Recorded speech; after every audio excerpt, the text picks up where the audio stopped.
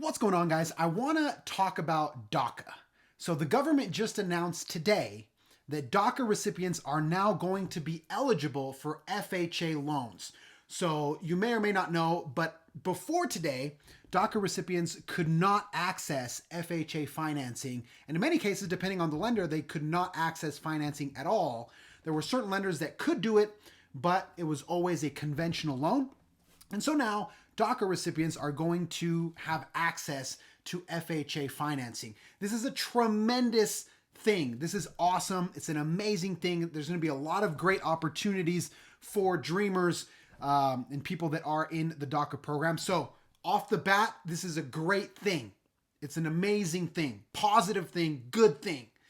But that being said, as soon as the announcement comes out, the first thing I see is a bunch of agents peddling down payment assistance programs. That's the first thing they did. They said, hey, DACA, FHA, you don't need a down payment. So I need to make this video and tell you 3 reasons why using down payment assistance, even if you're DACA, may not be the best idea. But before I jump into that, I want to kind of give the disclaimer. All right, down payment assistance programs exist for a reason. They exist for 2 reasons. One is obvious, the other one not so much. Reason number 1 is to help people that legitimately have no other options. It's impossible for them to get a down payment, and so they can use these programs to buy their house, which is a good thing. And reason number 2, guys, and the one that sometimes we overlook, it's designed to make the banks money.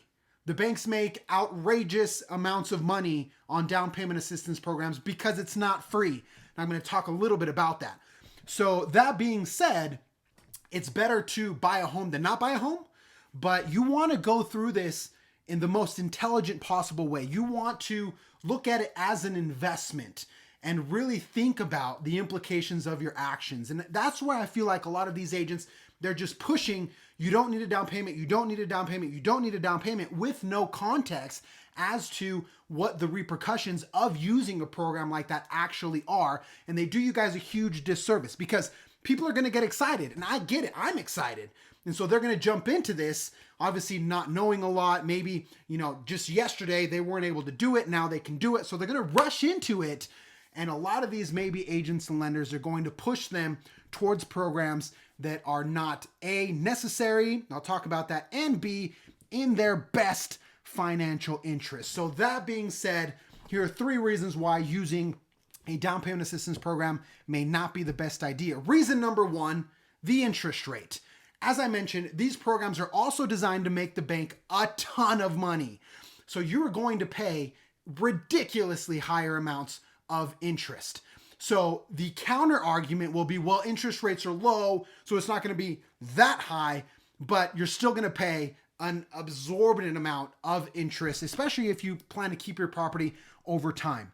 So the interest rate is going to be higher, and that's why I say that it's not free, right? The lender, whether you use Utah Housing or some other program, they lend you the money at very high interest rates. And I've had conversations with people that have the money, they could give a down payment, but they choose not to because they feel like it's not necessary.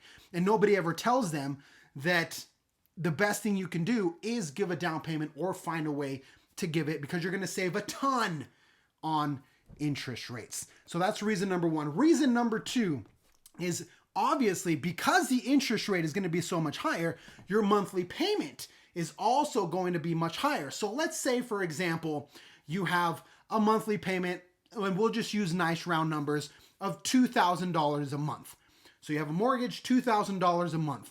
If you bring a down payment, let's say you can buy a home for $350, right? Because interest rates are really low. So you bring a down payment, you get a better rate, and you can buy a home for $350,000 for that $2,000 a month mortgage payment. Well, guess what? If you use down payment assistance, because you're going to be charged such a high interest rate, now that same $2,000 a month only gets you a home $300, $310, maybe $315 for the same payment every single month.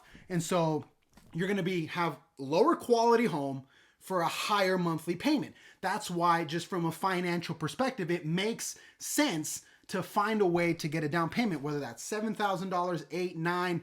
You know, if you can make it happen, do it that way and leave the down payment assistance program as a last resort. Because again, you're gonna, and the difference in quality from $300,000 to $350,000 is tremendous. So you're gonna get a much nicer home for the same monthly payment, and you're not gonna pay so much in interest. So that is reason number 2. And reason number 3, guys, is kind of harps on what I said at the beginning, right? You want to see this as an investment, and you want to make sure that the money that you're going to be paying is actually going towards your house. So a lot of people sometimes say, well, I want to buy a home because I don't want to throw my money away and pay rent, right? But then they get into one of these programs and they're throwing a lot of their money away on interest. So you want to be careful, guys. Be careful and really try to understand the different programs, what it means, what the implications are. Don't just jump at it and think that, oh yeah, I don't need a down payment to buy a house, right? Again, it's a tremendous disservice, guys.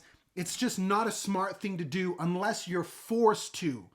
If you're forced to and you have no other alternatives, use it. But in my opinion, for example, I have a client right now, just to be completely transparent, that is using a down payment assistance program because he's getting a large amount of money, a large payout later in the year, June, July. So he's using it now, but then in June or July, he's going to pay off that second loan and then basically, not have that debt. But if you can come up with a down payment, come up with one, and don't just go with the flow of saying you don't need a down payment unless, again, you have to, and understand the nuances of what that means.